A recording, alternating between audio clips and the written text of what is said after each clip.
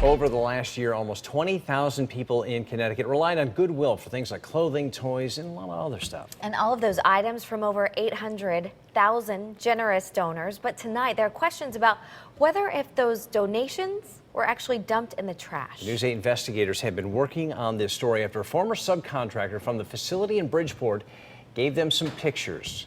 They went to check things out, and News 8 investigator Erin Logan shows us what she found. A former employee tells News 8 investigators he feels this is a serious concern that needs to be addressed. So since mid-April, we've been in contact with Goodwill of Western and Northern Connecticut's public relations firm, requesting a sit-down interview to show them the photos from our insider and some video we shot. But all we've gotten are a number of email responses. I did live off this when I was a kid. Donations, food baskets, all of the above. So as an adult, Rick Mall says it only made sense to work for organizations that help those in need.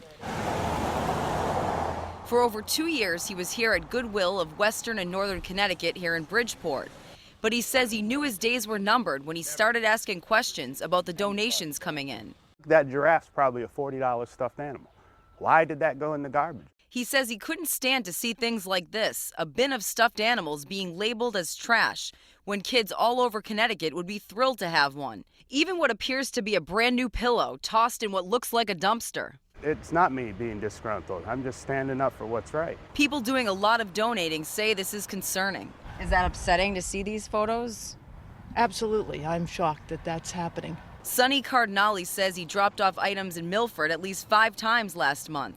Some of the stuff I think is actually worth some money. We had some Barbie stuff that was still in a box. You're donating it for people to use. So it's hopefully that's what's happening with it. Mall says that's what the public is being led to believe as they see highway billboards like this one on 91 North saying, "Your donated tutu dances again." He wonders where this tutu on the ground is going to end up. When the community is giving you and looking to you to be the one to give back and you're not doing it, it's a shame. For weeks, we've been in contact with Goodwill's public relations firm asking for an on-camera interview, but they continually declined. Since this email response really didn't answer any of our questions, we made more attempts with the PR firm to try to get an executive here to go on camera. That didn't work, but another location welcomed us in with open arms. This is the Easter Seal Goodwill Industries of Greater New Haven that operates 13 retail stores and 1 outlet store. President Richard Borer showed us exactly what happens when donations come in. If it meets the criteria, like if it has all the buttons, it's not soiled or ripped, then it'll go into the store for sale. And it'll stay in the store for 4 or 5 weeks. If it doesn't sell, it goes to outlet stores where it's sold in bulk. If that doesn't work, the items are sold for salvage.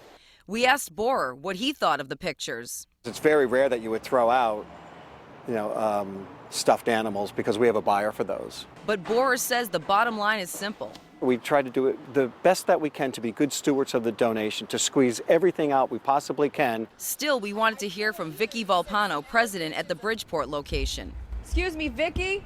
So we made another attempt. We just really need your side of the story. People are upset about this. They're taking the time to donate, and we have pictures of donations being trashed. I understand you talked with Rich Moore yesterday. She's acknowledging our meeting with Borer on May 13th, but we told her these pictures taken and video shot by News 8 cameras of what appears to be donations being ditched is at her location. I thank you for the interest. I have concerns about where those come from or their authenticity. How did anything wind up in the dumpster with a new tag on it? It doesn't compute. Immediately following our attempt to talk to Vicky Volpano on May 14th, we did get an email and a phone call from Goodwill's PR firm saying they have nothing to hide. Then on May 22nd, they said as far as the stuffed animals, it is impossible to say for certain their condition or whether they were going into the trash or being stored in blue bins to be transported.